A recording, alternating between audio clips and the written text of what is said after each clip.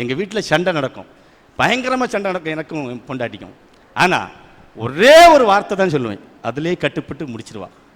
இப்போது அருவாயை தூக்கிட்டு வரட்டுறான்னு வைங்களேன், என்ன நீ ஏன் சந்தோஷப்படு, அருவாயை தூக்கிட்டு வரட்டுறான்னு வைங்களேன், ஓடி வருவா, வரட்டுவா, ஓடுவேன், திரும்பி நிற்பேன், ஒரே ஒரு வார்த்தை சொல்லுவேன், அருவாய் கிளப்பட்டுருவா. என்ன தெரியுமா சொல்லுவேன்?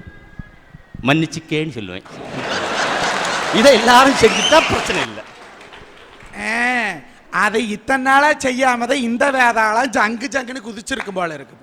நான் கேட்குறேன்யா, பொம்பளை கழுத்தில் இருக்கிறதுனால தாலியா தொங்கிட்டு இருக்குது. ஆம்பளை கழுத்தில் இருந்தா அது கழுத்தில் இருக்குமா? வரிசையா டாஸ்மார்க் கடையில் தொங்கு.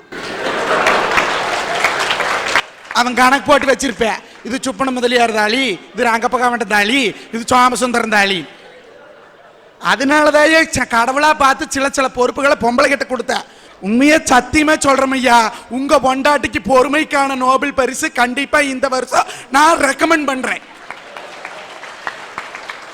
தூத்துக்குடியில பிரச்சனைன்னு புறப்பட்டு நாமக்கலுக்கு வந்தா, நாமக்கல் நீ இப்படி ஒரு பிரச்சனையா வந்துட்டயா? ஆனா ஒரு அருமையான மனைவி வச்சு மேய்க்க முடியாம அவர் கஷ்டப்படுறாரு.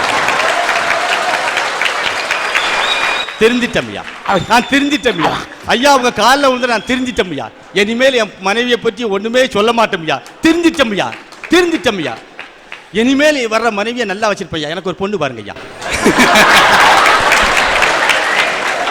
ஒன்னான சாமி ஒதுங்கி நிக்குதாமா, பொடக்காளி சாமி புங்கிலியும் கேக்குதாமா, சாமியே நடந்து போகுதாமா, இந்த பூசாரிக்கு புல்லட்டு வேணுமாம் ஐயா.